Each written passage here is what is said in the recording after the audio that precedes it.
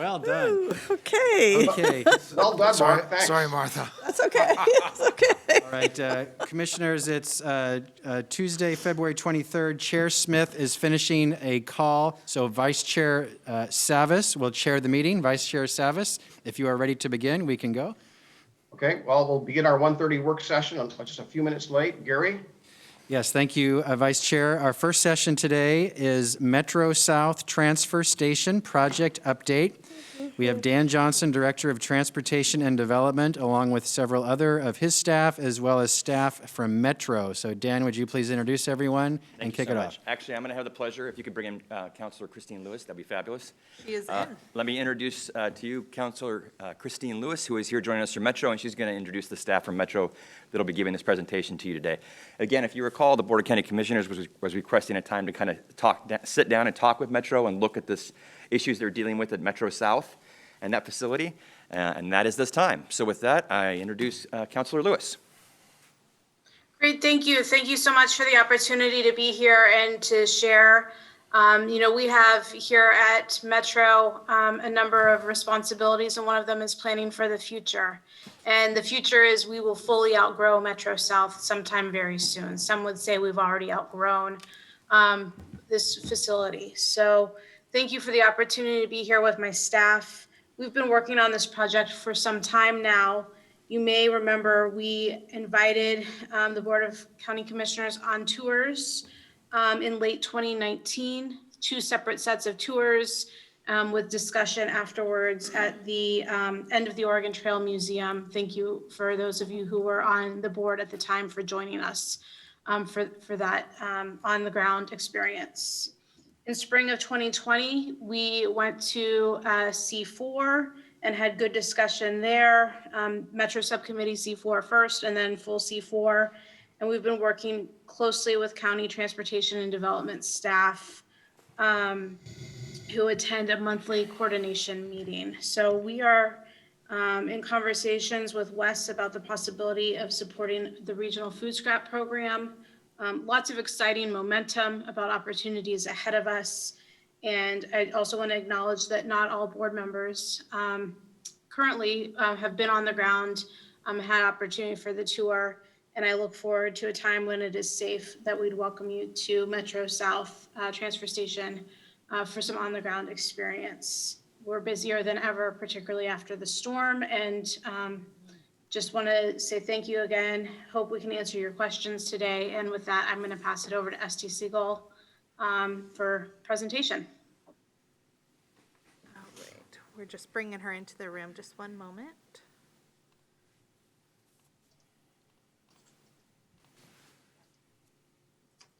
Thank you. I'm going to pull up the presentation now. Thanks, Councilor Lewis.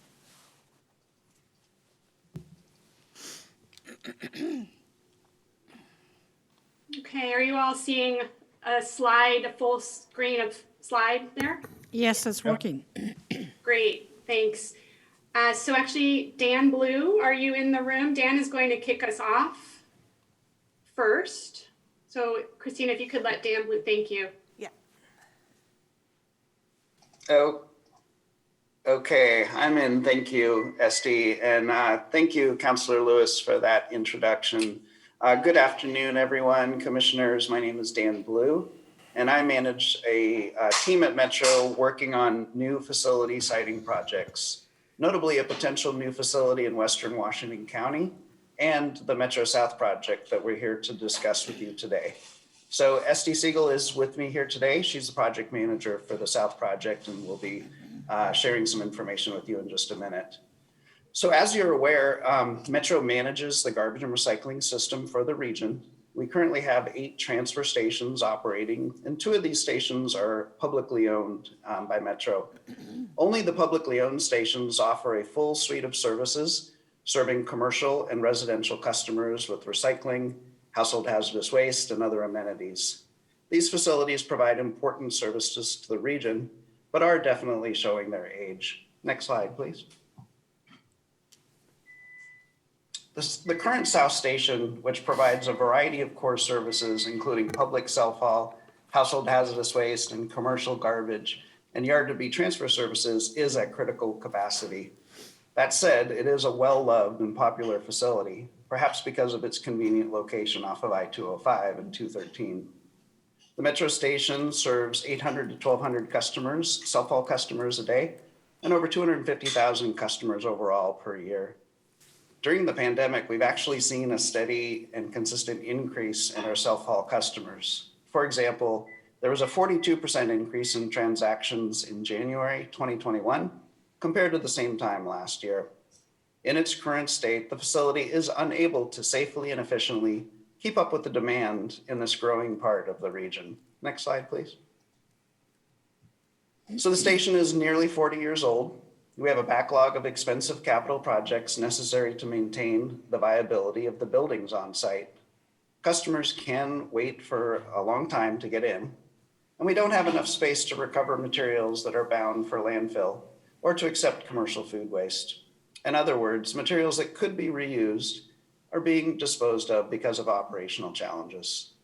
So Metro has been investigating options for a new home for some or all of the Metro services for over a decade, including hoping that we could utilize the old Rossman landfill site across the street from the facility.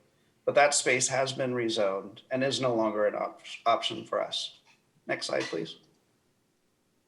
This is an aerial view of the Metro South station, and it shows the most congested part of the facility. All vehicle traffic, incoming and outgoing, must cross paths in the center section of the facility shown on the screen. This creates slowdowns and presents us with significant operational and safety challenges. Next slide. So before I turn it over to Esty, I just want to quickly mention that our facility siting work is guided by the recently adopted 2030 Regional Waste Plan, which was created in collaboration with community. The plan includes things that we're already doing, but also adds new areas of work, particularly around waste reduction, environmental health, racial equity, and providing equitable services to communities in the region. We'd be happy to provide a separate briefing on the regional waste plan for this board if you'd be interested in that. And with that, I'll turn it over to Esty. Hello, commissioners. My name is Esty Siegel. I'm the project manager for the Metro South New Facility Project. And as Dan just said, the Metro South transfer station is outdated and over capacity. So about 2 years ago, we began looking more intentionally for potential sites to move some or all of the services currently provided at our current facility to. We've been inspired by the modern facilities in Seattle and King County, many of which have been rebuilt in the last 10 years to be modern, efficient, and really assets to their communities. This is Seattle North Transfer Station, a facility designed to be LEED Platinum and includes a green roof, rainwater harvesting, and a community viewing and education room, as well as other amenities that fit in with the surrounding area. You can see the residential homes, businesses, and actually coffee shops that exist on all 4 sides of this facility. Seattle North offers commercial wet waste transfer, self-haul, and expanded recycling services in a separate drive-through recycling building all on the site. We expect a number of benefits from this project in our region. We see this facility as a critical part of community infrastructure, similar to fire stations and schools, in that it will provide affordable garbage and recycling services to thousands of customers. A new facility would provide much greater operational efficiency, living wage jobs, greater resilience, and flexibility for the future growth of the region. We want to find opportunities to maximize the benefits to the host community, including integrating community-facing elements such as waste-related education, meeting spaces, and public art.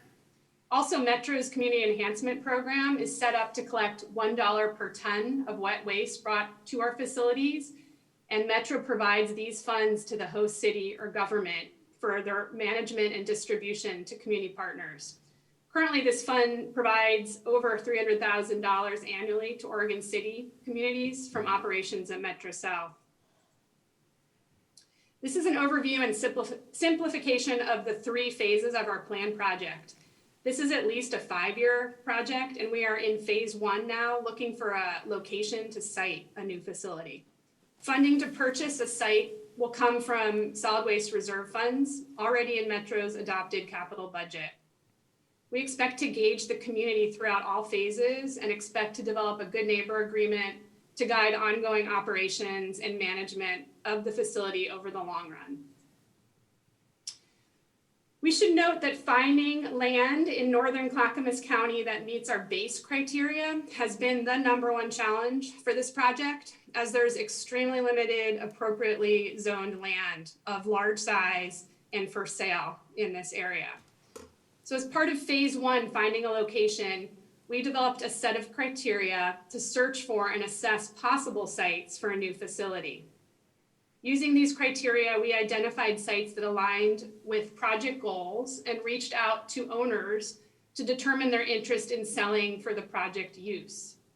This technical information, paired with input from a local community advisory group, will guide staff as we consider possible sites and locations, including the one we currently have under option, which we'll talk about in just a minute.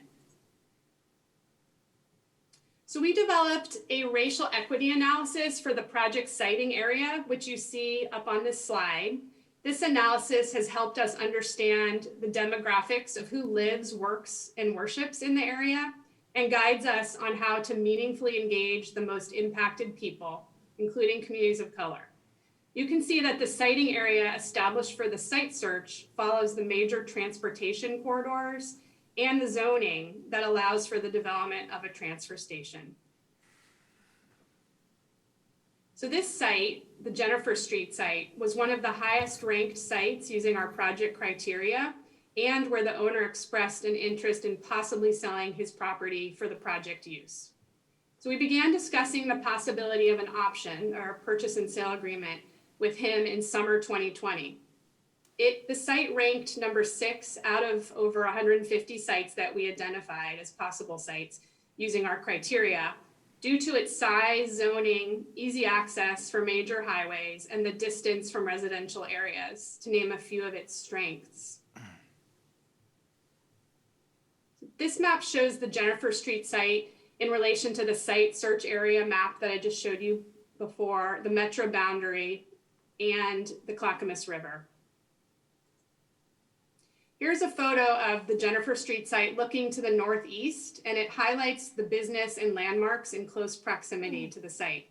As you can see, there are mostly industrial, warehouse, and manufacturing uses surrounding the site on 3 sides, and the Clackamas River is to the south.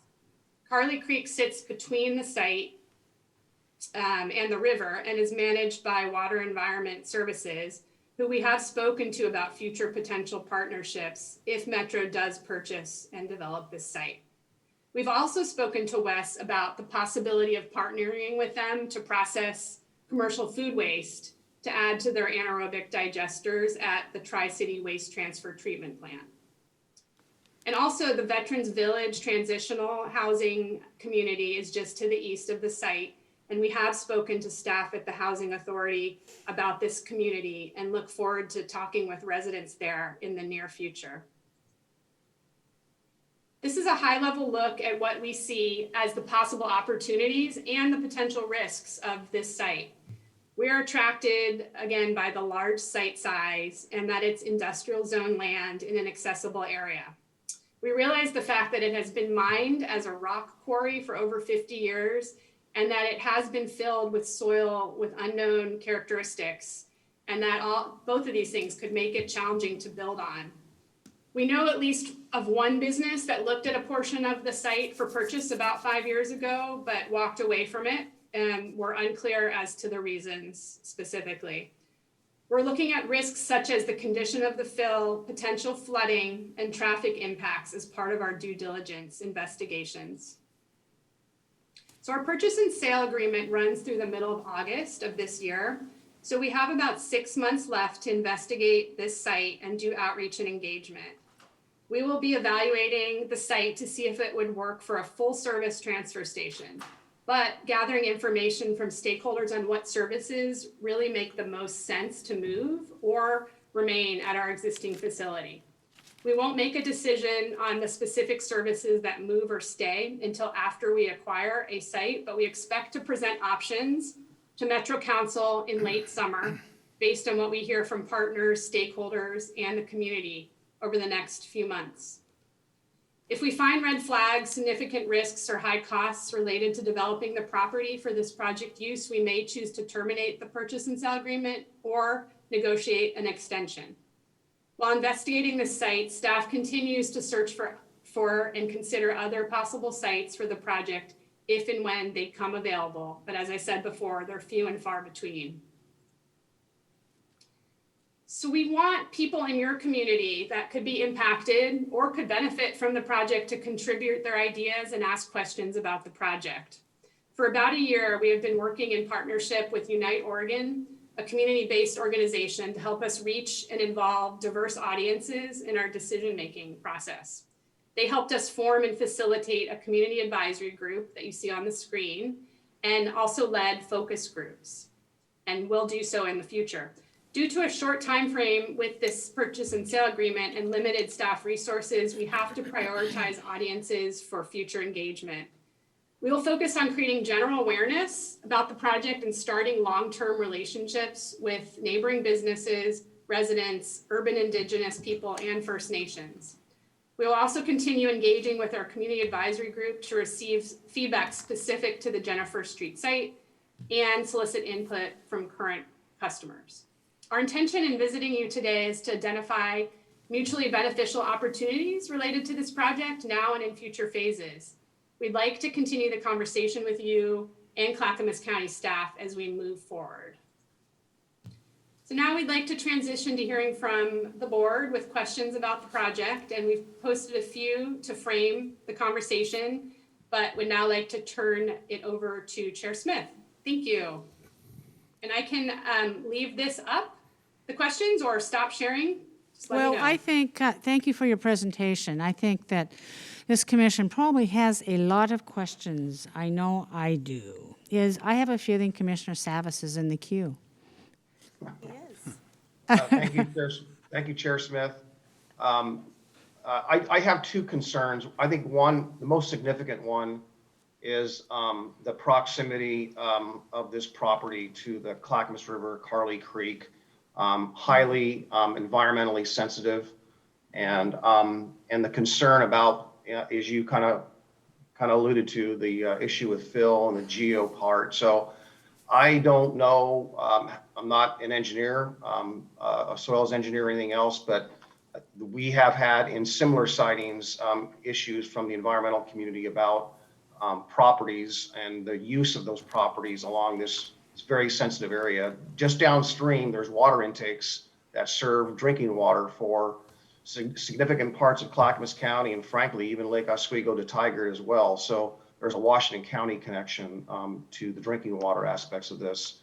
The second concern, and knowing this area pretty well in my past business life, I traveled through this area quite a bit. Traffic in this area on a regular basis is heavily truck, heavily industrial.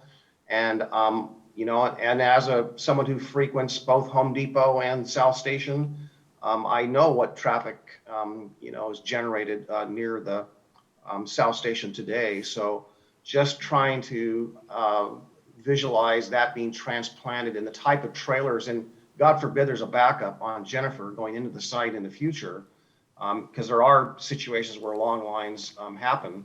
I don't know if there's any queuing, but I do have a concern about the traffic patterns in that area.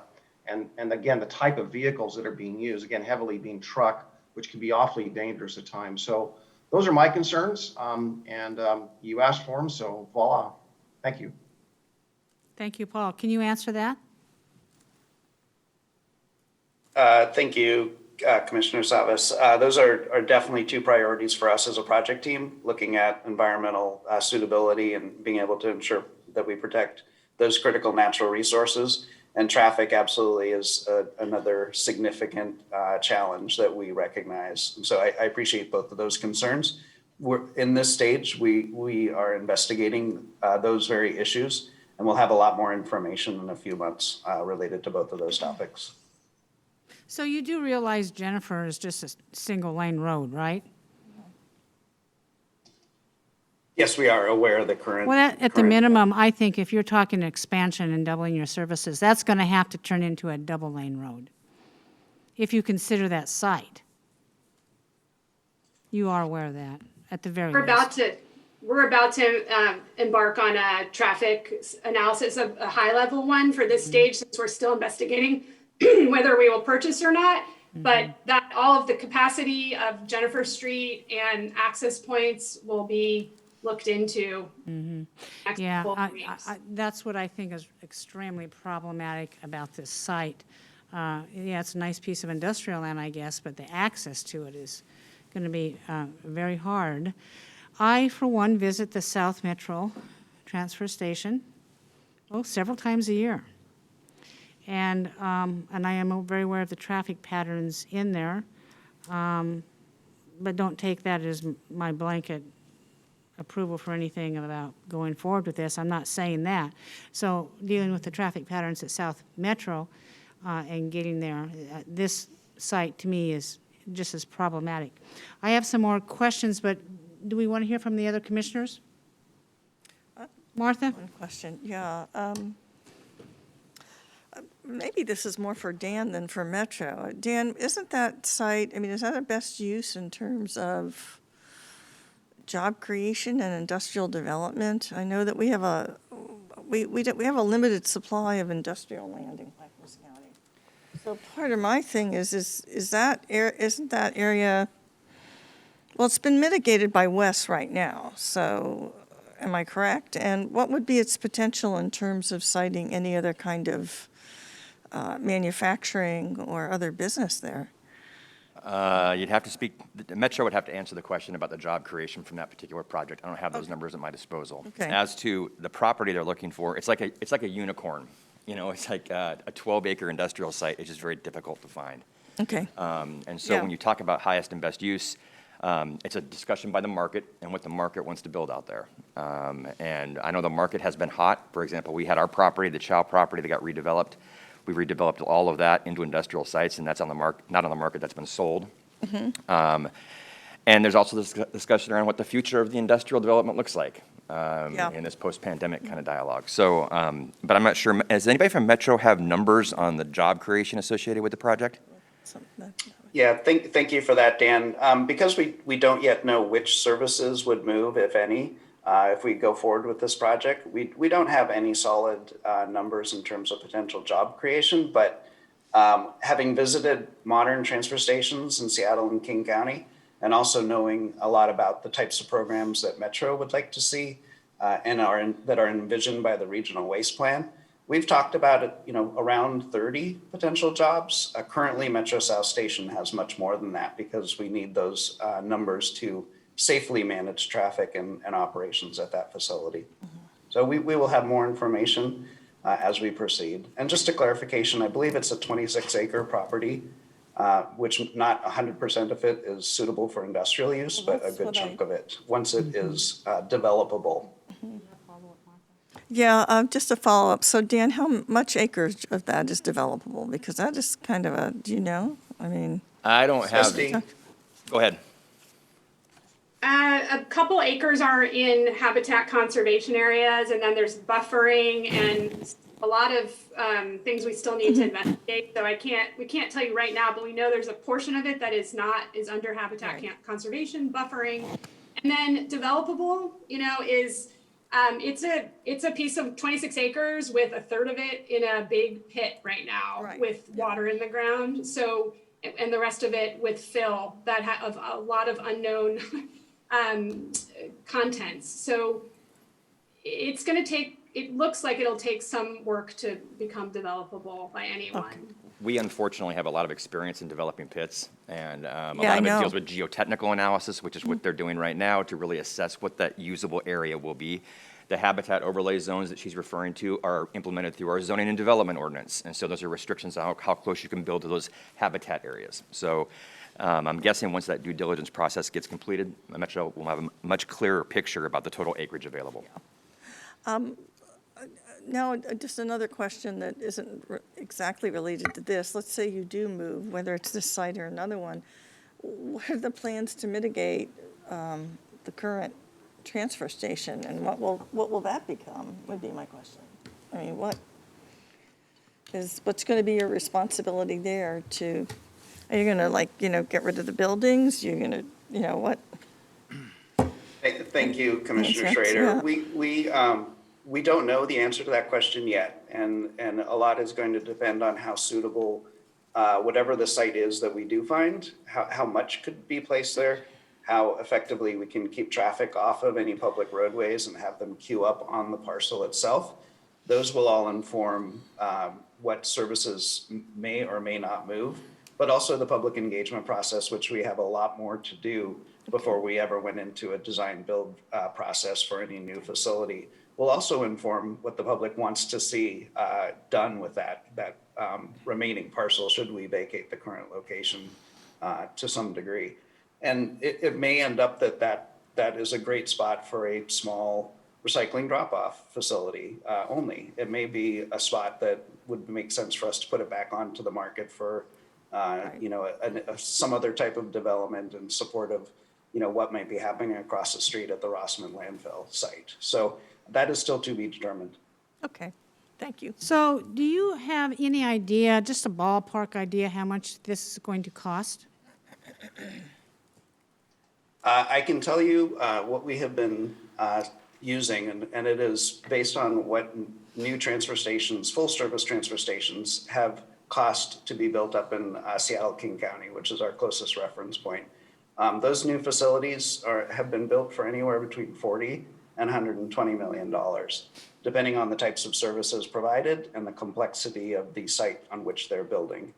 King County benefits from having a lot of land, and they've built on former landfills. So we can take a guess there that building on a former quarry or on a former landfill site has a lot of initial property steps, costs to just prepare the property for building. So are you that's the rate. how are you preparing to finance this? Yeah, that's a great question, Chair Smith. And the purchase of the property is already in our current Metro approved CIP budget, or at least there are dollars in that to cover the purchase price. Any future construction, including design and those costs, would be probably through construction bonds and paid for by the system. But that is in future phases, and we're not quite there yet. Well, I think that's important for us to discuss that here today, since you are looking at Clackamas County for a future site. And the only way that I think that these future bonds can be paid for is either through a tax increase or a increase in the regional system fee, or an increase in the tipping fees. And hasn't your staff indeed done some projections on those numbers?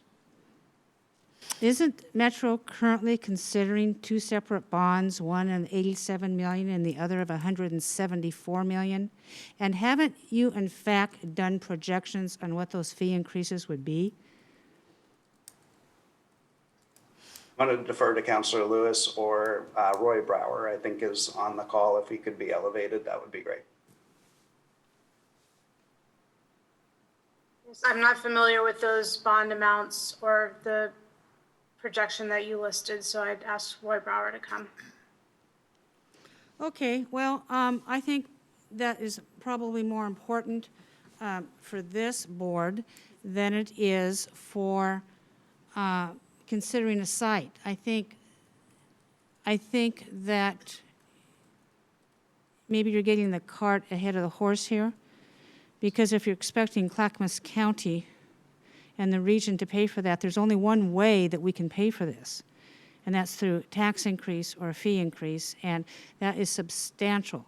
The amount of money and the amount of fees that it would take to pay for a $140 million facility, we would have to quadruple the residential fees to pay for it. And I'm very concerned about that for our ratepayers. I've got some numbers provided to me by some folks on what it would take. I would think Metro, before you proceed with this Board of Commissioners any further, I think you would be prudent in bringing us some cost analysis, sharpening your pencils, and figuring out how much it's going to cost. Chair Smith, if I could offer, my name is Roy Brower. I'm the Director of Waste Prevention and Environmental Services at Metro. We are looking at the scenarios for financing new facilities in the region. Most likely, as Dan indicated, we would sell construction bonds, and those construction bonds would be repaid by an increase to the regional system fee, which is put on every ton of waste that's disposed all across the region. That's how the Metro South and Metro Central properties were paid for 35 years ago. And but we are looking into those cost scenarios, and we'll be happy to bring those back to you as those get developed. Well, I understand about raising the residential system fee, but those costs have to be passed on to somebody else because people who pay the regional systems fees, they just can't pull that out of the sky. You also have a tonnage fee. I assumed your tonnage fee would go up as well. And that also will be passed on to our ratepayers. That would be passed on to the customers of the facility. Oh, well, you know, you can word it any way you want, but it has to be paid for by somebody. And from where I come from, it's always user pays. And users are our residential customers. And so I'm very concerned about the cost of this. Metro going forward, based frankly on Metro's track record of running one tax increase after another on the citizens of Clackamas County, and the last one failed. So I think that it's in my best interest of the residents of Clackamas County that we do our due diligence on the financing. Just one thing, if I could clarify, as far as users paying, it is based on a tonnage fee right now. So most of those costs are paid by commercial haulers, not the residential self-haulers. For the residential, we have a minimum fee that is $28 that will go up to $35 in July. And that's for the mom and pop pickup trailer loads that come in that are the most expensive customers to have to manage at the site. The commercial drivers know pretty much how to navigate the site. And I think that's one of our basic choices here as we get into this is, would it be better to keep the commercial site at the present location, or would it be better to move the commercial site to the new location and keep the self-haul where it is, or vice versa? I mean, that's one of the fundamental questions we're going to be looking at. Good. I look forward to your explanation and your budget on this. Any other? Commissioner Savas has his hand up. Commissioner Fisher. Interestingly enough, this policy session disappeared since it bumped me out and I can't get back in. So I might have this information in the materials, but I can't see the materials right now. So Dan, I'm curious, since this is a Metro effort, this is a Metro transfer station, what is Clackamas County's role other than being a stakeholder in the sense that we're a community member? Do we have any? That's exactly what we are. So we don't have any, it's not our industrial land that's being sold, or we would have known about that. We have individuals who have been a part of the discussion and dialogue, and they work collaboratively with Metro to kind of highlight what concerns Clackamas County sees or what issues we may see with a particular project. But this is a Metro-led effort. So we don't have any role as far as approving or? Well, pardon me, they will engage our development services group in regards to if they go forward and acquire the site and develop the site. It is an unincorporated Clackamas County. So they will have to go through the entitlement process, through our land use process, and also through our permitting processes as well, for building, structural, et cetera. But there isn't a decision for this board in approval or denial, unless it doesn't make it through the land use and it somehow ends up with us. Which it will not end up with you through that land use process. Okay. Yep. I just wanted to make sure that I wasn't missing something. Well, Thank you. You know, I'm going to take an exception to that, to Commissioner Fisher. I do think that this board should make a decision on this, because it affects every single citizen in our county. So I'm going to be holding to that, but we'll discuss that later. Commissioner Savas. Yeah, so, yeah, whether it's self-haul or whether it's commercial, you know, the consumer, the average resident in Clackamas County is going to pay the bill either way, whether they pull up with their pickup truck or whether if they're paying through their commercial hauler or, you know, their provider. It does boil down to the residents of this county flipping the bill. That said, it is our stuff, you know, I mean, it's not as though we are serving the entire region's waste needs here at this particular facility currently, or this projected one.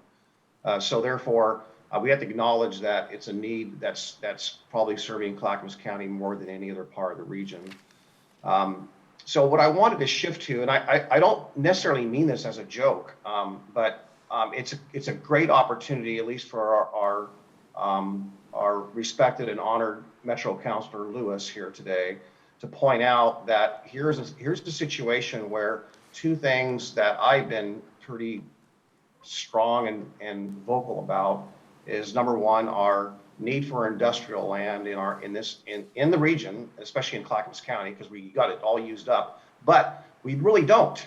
Just down the street, we have the remainder of the Sunrise Corridor that, when it's developed, opens up those industrial lands and opens up a huge amount of opportunity for development, even frankly, not that far away from this site on Highway 212. Had the Sunrise Phase 2 perhaps be engineered into this, that remnant of land would probably easily serve this facility.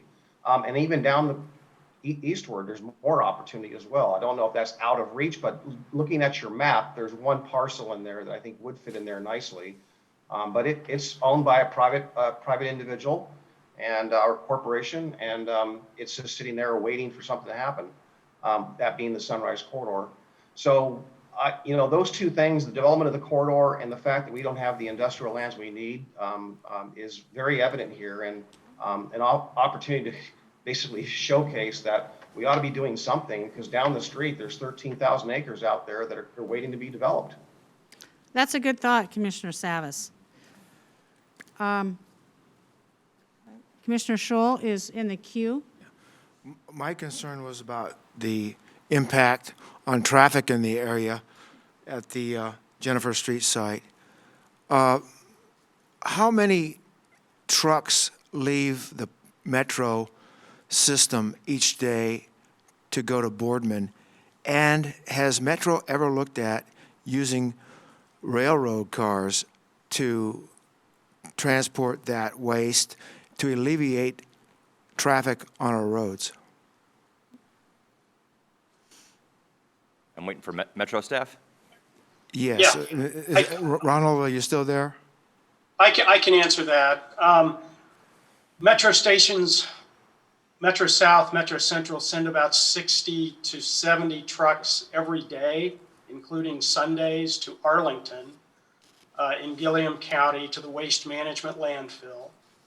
We have looked at the possibility of rail, and we have found, I know it's hard to believe, that seems like a lot, but that's such a small drop in the bucket of what the railroads haul that they won't really talk to us about, because we've even considered consolidating trash in the Albina yards and then connecting it with the Seattle train that goes to waste management in Arlington.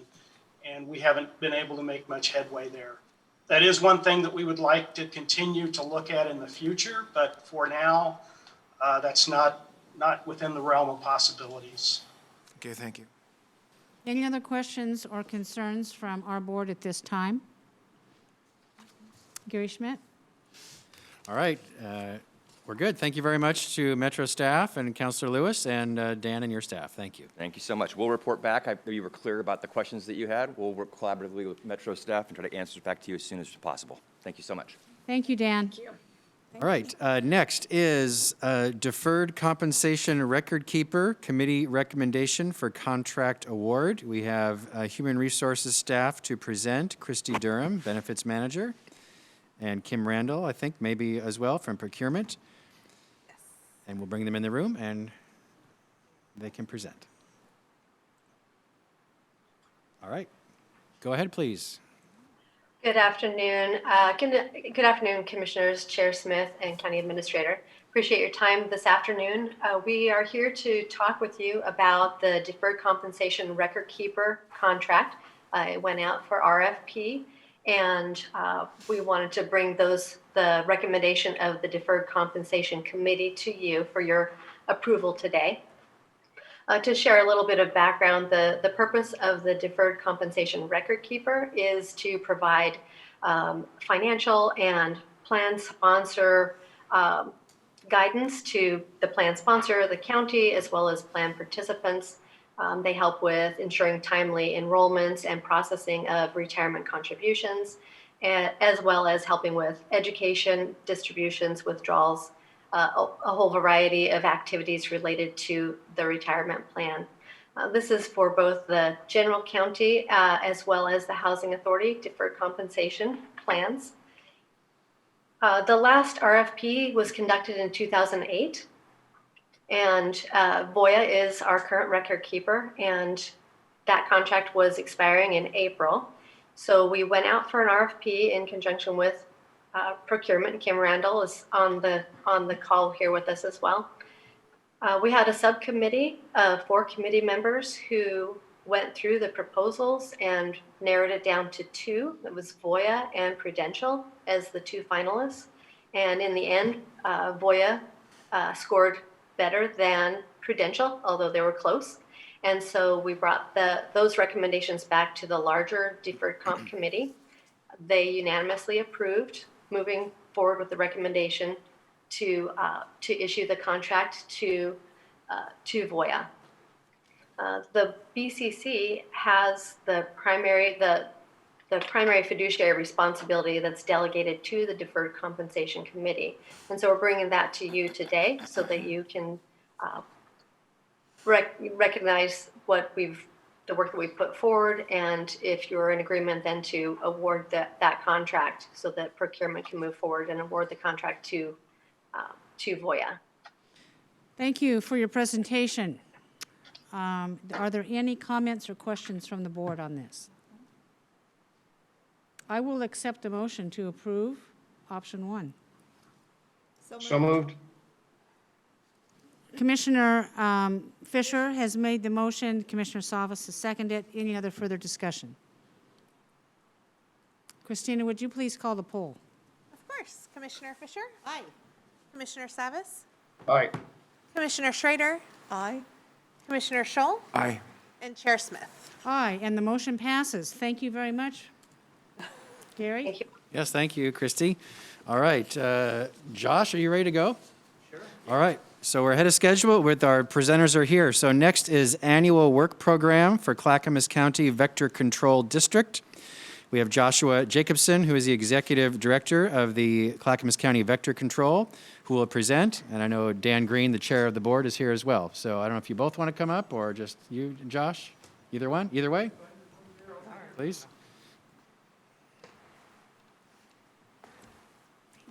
Hi, good afternoon. Hello, Josh. How are you? Doing well, thank you. Glad to have the opportunity to come talk to you today. I don't know if you want me to jump right into my presentation or? Yes, please go ahead. Okay. So I put together a little PowerPoint.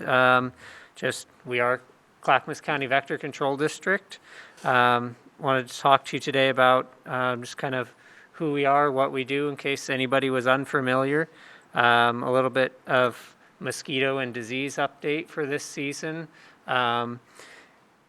And then kind of some challenges we face this year, our plans going forward, and just what's new and happening with vector control so that you're aware. And anybody ever asks you what's going on with vector, you could give them a brief update. So like I said, Josh Jacobson here today with me is my chair of my board, Dan Green.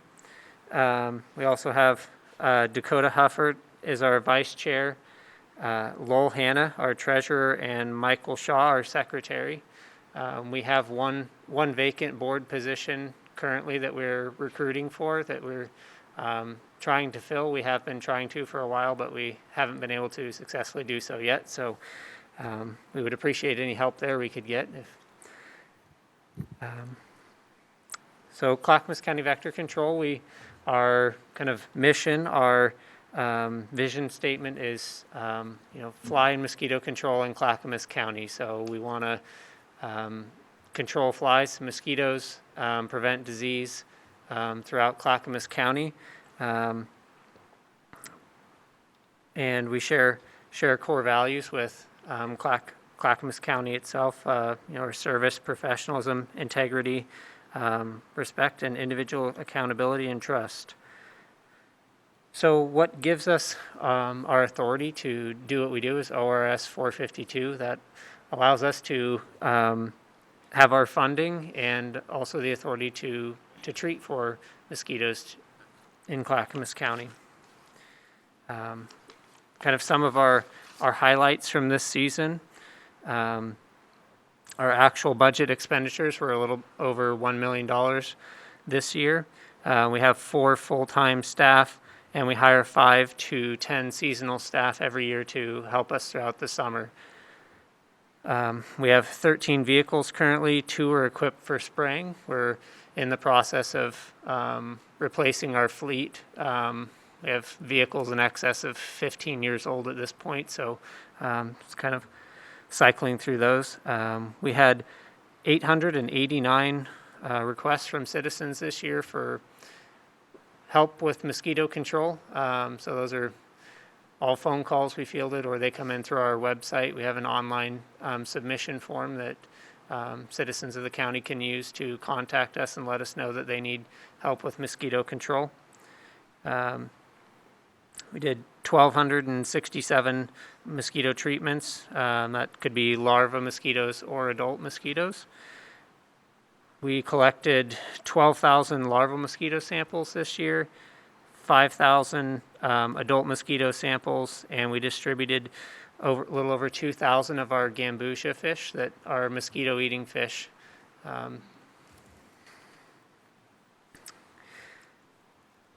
So as far as West Nile virus goes, I don't know if, most people are familiar. It's been in the United States now since, I think, 1999. And it's a mosquito-borne illness that is cyclical between birds and mosquitoes. Humans and horses are incidental hosts there, so we're what they'd call a dead-end host. The virus doesn't reach a level in our bodies that a mosquito could bite us and pass it on to someone else. That only is happening with the birds, so that's why it's just kind of a cycle there between mosquitoes and birds. A lot of factors can affect what the disease load looks like each year. This year happened to be a really light year for the United States and Oregon, West Nile virus-wise. That can be due to weather, is what the main factor is that affects mosquitoes. But also, I think this year we may have, with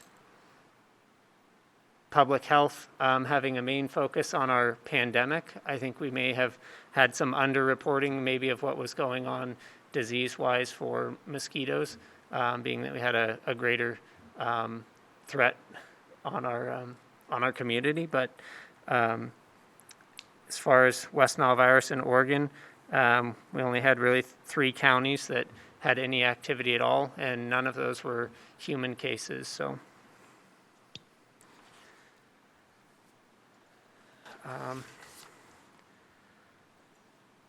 kind of our largest concern at this point, what we're looking at is invasive species of mosquitoes, particularly Aedes aegypti and Aedes albopictus. They have been found all over the southern United States, more recently in Southern California. They've kind of been migrating their way north. We have them as far as Shasta County in California.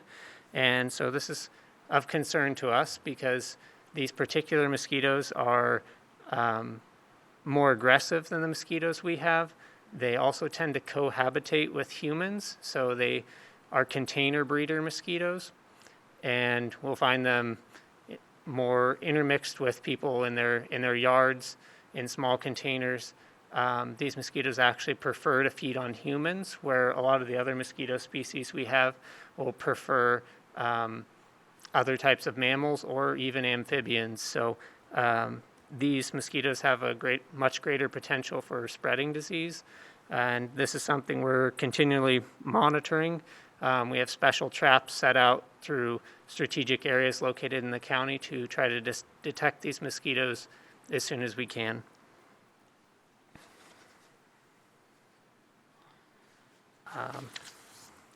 I've placed in this presentation just some general preventative measures for mosquitoes. So what people can do around their homes to prevent breeding mosquitoes. So just basically getting rid of any standing water we can, checking your gutters, even in the summertime, those can be plugged up holding water, cover anything that can hold water. But as always, if citizens are having issues, that's what we're there for, so they can call us and we can come out and assist them in looking for these different things around their property or see how we can help them. So.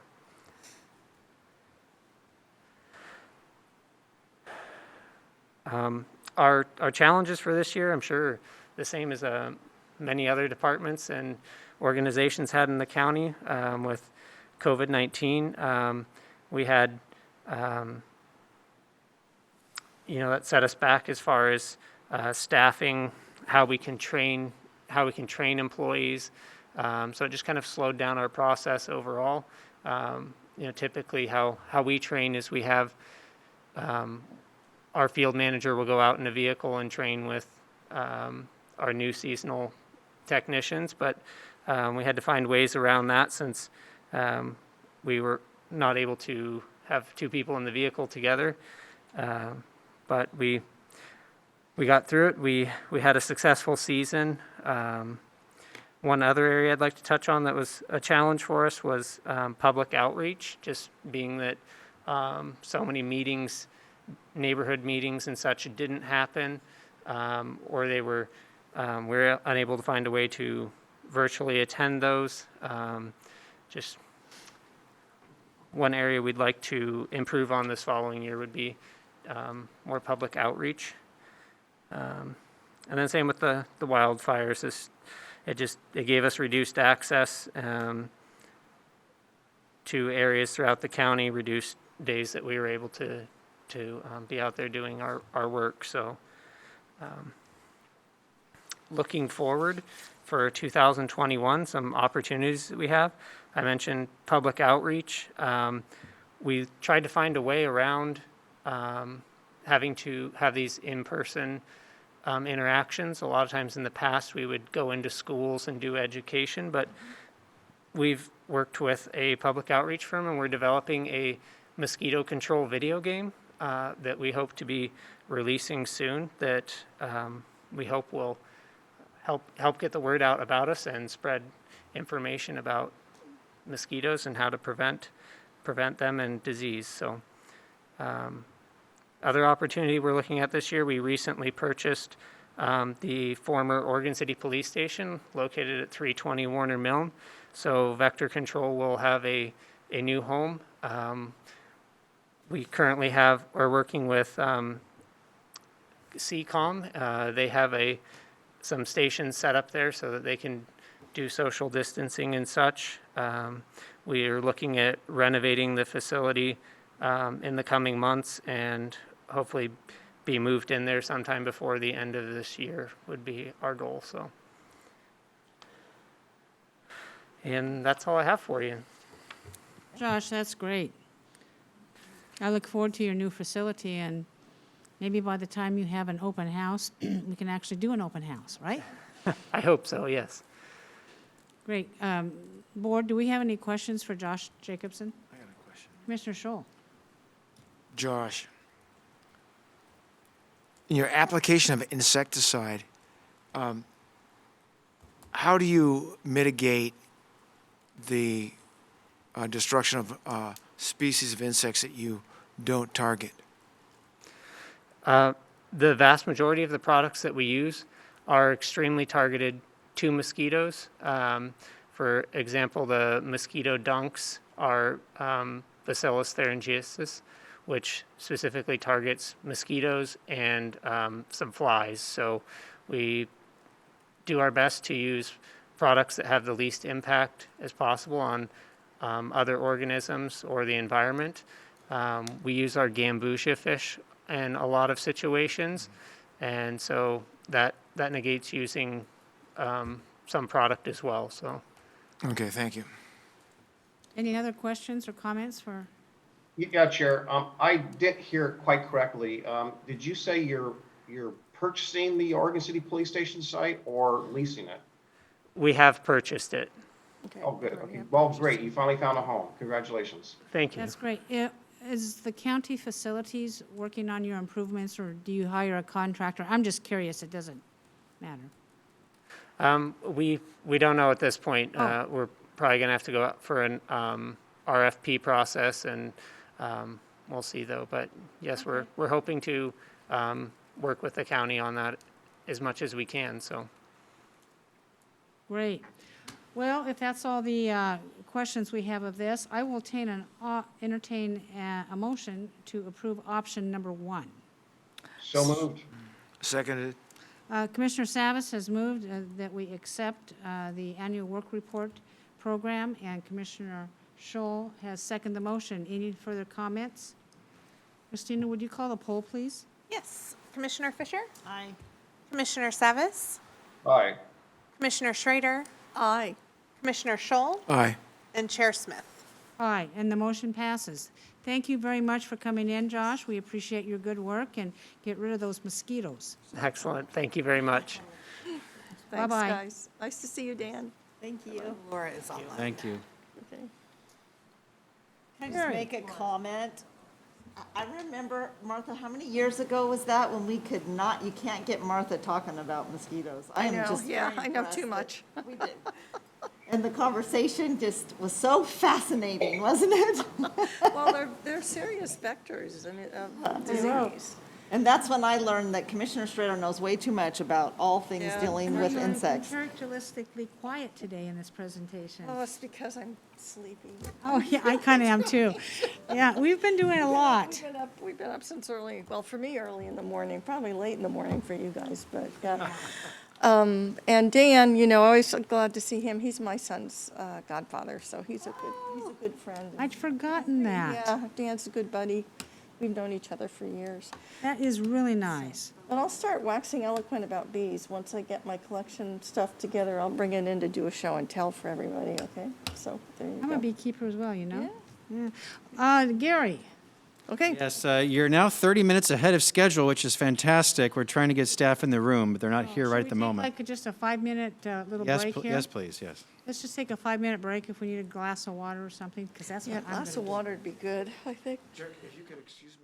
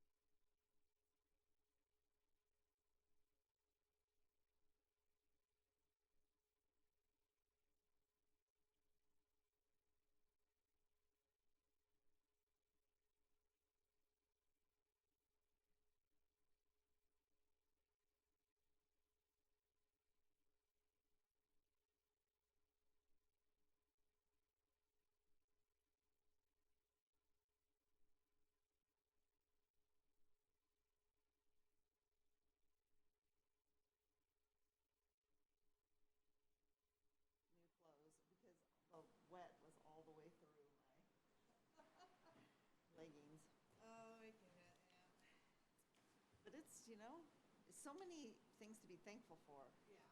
Yeah. And the recognition that we have got to figure out how to survive. Without electricity, without water, that's the big thing that I was not prepared for, because we drank all of our extra water. We put it into the, I don't know, they're those big jugs, and then you stick it in a little machine in our little exercise room. So Tootie, what was the market like for your, That's one thing we have not lost a lot. hazelnut crop this year?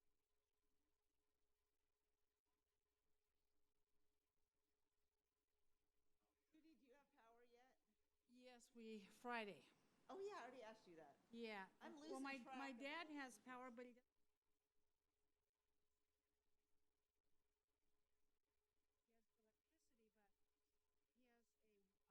he has a spring that's fed into a reservoir, and the line that goes down the hill, a tree fell on it. Well, Ross, my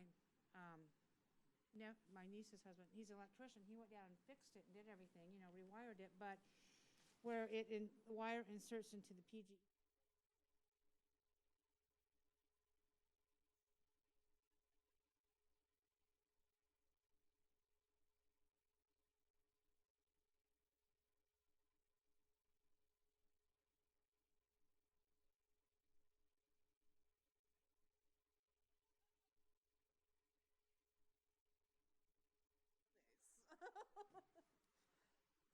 Well, this Thursday, we're going to introduce you to Maria directly. Yes, I'm going to. All right, so whenever You'd want- raise the, wave the flag, the thing, gavel. We are back. Wow, look at that. We are back. Gary Schmidt, would you like to? Yes, thank you, Chair. The next session, Commissioners, is recruitment and selection of people to serve on the North Clackamas Parks and Recreation District Advisory Committee. You are now sitting as the Board of Directors of the North Clackamas Parks and Recreation District. Presenters are Laura Zentner, Director of Business and Community Services, and Chris Lyons, Government Affairs Manager. Go ahead, Laura. So, good afternoon, Chair Smith and Commissioners and Administrator Schmidt. As mentioned, my name is Laura Zentner, and I'm the Director of Business and Community Services, and with me is Chris Lyons, the Government Affairs Manager with PGA. So we're here today to request the approval to move forward on the recruitment and selection process for the NCPRD District Advisory Committee as recommended by the District Advisory Committee Task Force. We are suggesting a couple of modifications described in the policy session material based on suggestions from the Clackamas County Committee for Community Involvement, and that's CCI. So just a little bit of background. There has been discussion over the years regarding whether there was equal representation on the DAB, or the District Advisory Board, throughout the district. Based on that feedback, a decision was made to update the NCPRD Board bylaws to ensure equal representation throughout the district. The bylaws were updated and approved by the NCPRD Board of Directors at the end of 2020, and one of those bylaw changes was to redraw the district into 5 sub-areas with equal population representation throughout the district. And then at the same time, the Board of Directors approved the formation of a community-led task force comprised of 6 residents. This task force was asked to develop a proposal for the recruitment and selection process of the DAC members in those 4 unincorporated sub-areas. Then on January 31st, 2021, as requested by the Board of Directors, the task force submitted its proposal to the county. This hardworking group of residents accomplished a great deal in a short time and are to be commended for their dedication and commitment. As requested by the Board of County Commissioners at a special meeting on February 3rd, the committee, or CCI, Committee for Community Involvement, reviewed the recommendations submitted by the task force. CCI reviewed and discussed the entire proposal, in addition to being very appreciative of all that was accomplished by the task force. CCI had general concerns about the following 3 areas or items. So number 1 is the resources needed to carry out the plan, both county staff time that would be needed to support the process, and the perception of providing such a high level of support to one advisory board where there are about 40 more that would not likely be provided with that same level of support. The second area of concern was the recommended job description for the volunteers was daunting and likely not inclusive to many possible volunteers. And then number 3, some of the tasks suggested as DAC responsibilities are outside the scope of appropriate committee involvement. So what we did was staff reviewed the task force guiding recommendations and the comments from the CCI, and we suggest the following 3 revisions. The first is to revise section 5, beginning on page 9, to make it clear that the district advisory committee as a whole will strive to create and maintain the sub areas. So not each individual, but as a whole. The second area for revision is the job description, beginning on page 11. And what we wanted to do here was just retitle it to as suggested roles and responsibilities. Again, to make it clear that there are options for the DAC as a whole to accomplish, not requirements of each of the members. And then finally, move forward with the recruitment and selection process with the proposed revisions, with the understanding that once the DAC is established, that it would review the process and make changes as it sees fit for the future. So with that, staff has provided 3 options for moving forward. I'm not going to read those because they're in your packet, but staff is recommending option number 2, which is to thank the District Advisory Committee Task Force for their work and approve the revised guidelines for recruitment, selection, and member roles and responsibility based on the CCI input with the proposed revisions discussed above. So with that, we are happy to take any questions that you might have about this. Thank you, Laura. I think this represents so much work over such a long period of time, and I'm really thrilled to be able to move forward on this. Commissioners, any questions or comments for Director Zettner? Yeah. Commissioner Fisher. Just one question. I'm just wanting to confirm that the folks that amended or made the revisions to the bylaws and did all that work initially is in support of this as well? Is what? Is in support of CCI's suggested changes? I don't know that we did reach out to the group, but I believe that there are members that were on this task force that I believe are in support of the recommendation. Okay, so is there any conflict about recommendation number 2, or is there anybody that doesn't agree to it? Not that I'm aware of, not that has been brought to my attention. Yeah, and I would just add, we've kept the task force members updated about this process. They're aware of these updated materials and this policy session. I don't believe we've heard any opposition to these suggestions. Okay, good. Is Paul on? Paul, is there anybody that's unhappy about this? I don't believe so. I can tell you that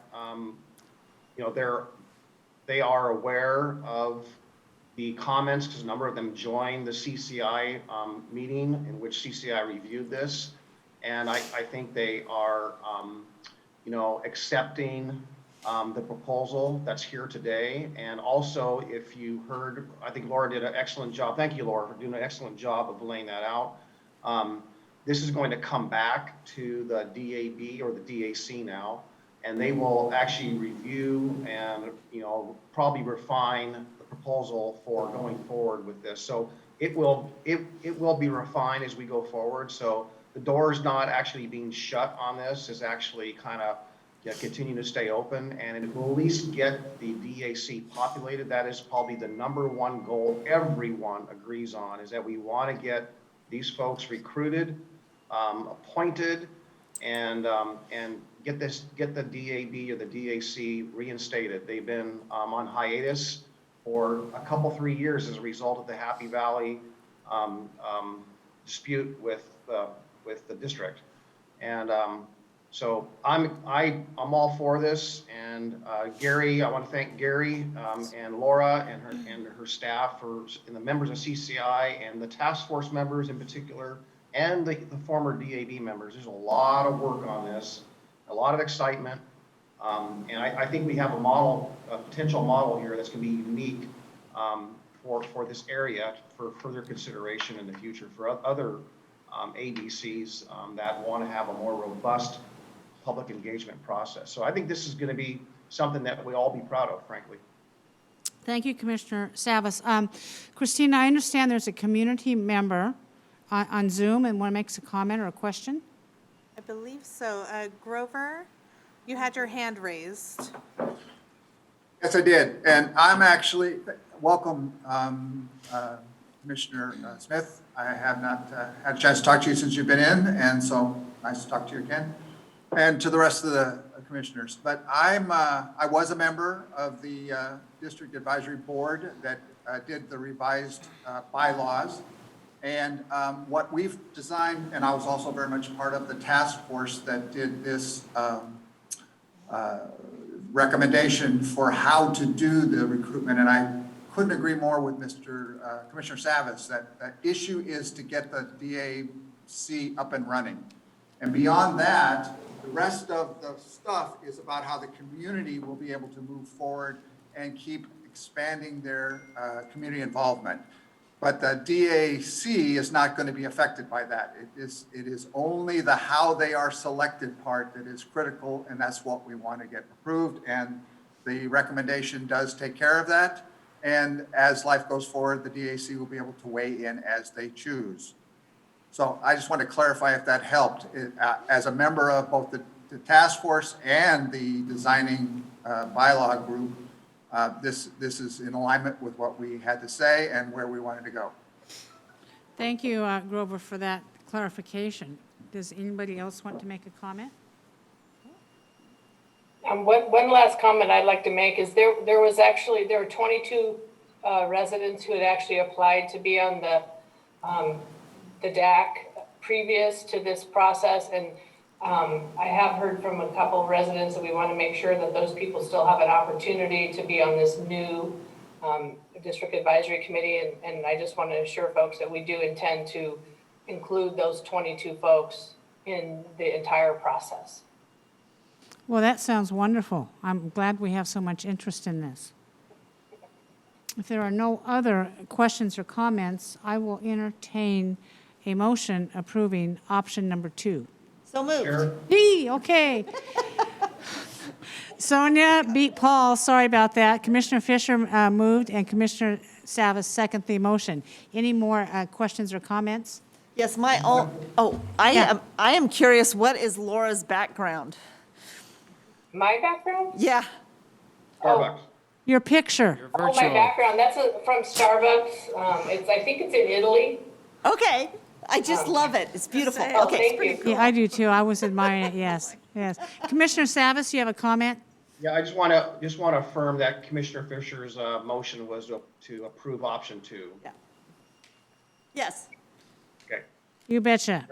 Okay, Christina, would you call the poll, please? Yes. Commissioner Fisher? Aye. Commissioner Savas? Aye. Commissioner Schrader? Aye.